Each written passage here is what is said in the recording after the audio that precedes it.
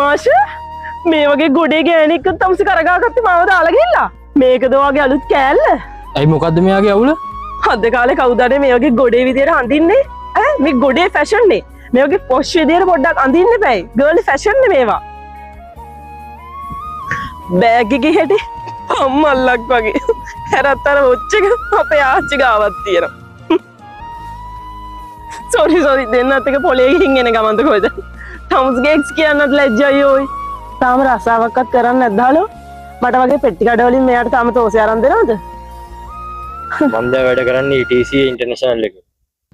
ඉගෙන ගත්තේ නැති එකේ සිකියුරිටි ජොබ් එකක් වෙන්නේ නැති එතන සෙට් කරගන්න නැති. උස විතරනේ ඉතින් තියෙන්නේ ක්වොලිෆිකේෂන් එකකට. මගේ බොයිෆ්‍රෙන්ඩ් නා ETC ඉන්ටර්නැෂනල් එකේ ඇසිස්ටන්ට් මැනේජර්. එයාගේ නම මොකද්ද? ඇයි මොකටද? එයාව දන්නවද? එයාට කියන්න ඉමාෂවයි රශ්මිවයි හම්බුණා කියලා. හෙලෝ බබා මේ ඔයාලගේ කම්පැනි එකේ ඉමාෂ රශ්මි කියලා දෙනෙක්ව දන්නවද? ඔව් මොන හරි පොඩි ජොබ් එකක් කරනවා ඇති. මොකද්ද?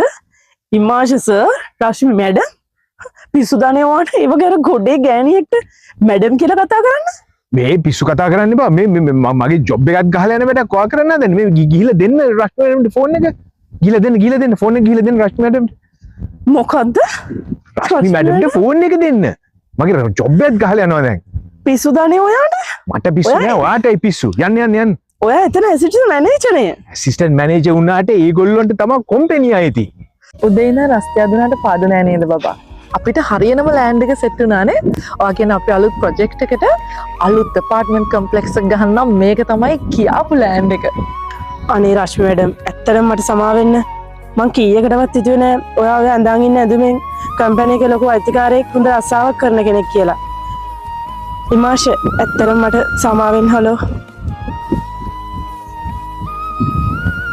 ඔයා කිව්ව නේද මෙයාගේ ඔරලෝසුව ඔයාලගේ ආච්චිගේ ඔරලෝසුව වගේ කියලා. ඒක පරණ පාට ඇති ඉතින්. ඒ වුණාට ඒක රොලෙක්ස් එක. ඒ වගේම තමයි මේ බෑග් එක පොලේ අරන් යනවා වගේ කිව්ව නේද? මේ බෑග් එක ලක්ෂ 7මාරක් වෙනවා. මතක තියාගන්න කෙනෙක්ගේ පිටපෙනුම් බලලා කවදාවත් එයාගේ වටිනාකම තීරණය කරන්න ඔයාට බෑ. බෑග් එකේ හැටි අම්මල්ලක් වගේ. හැරත්තර ඔච්ච එක අපේ ආච්චි ගාවක් තියෙනවා. මේ ගොඩේ ෆැෂන් නේ. කොල්ලෝ ලස්සන දේවල් දිහා බැලුවට ගෙදර අරන් යන්නේ හොඳ දේවල් විතරයි.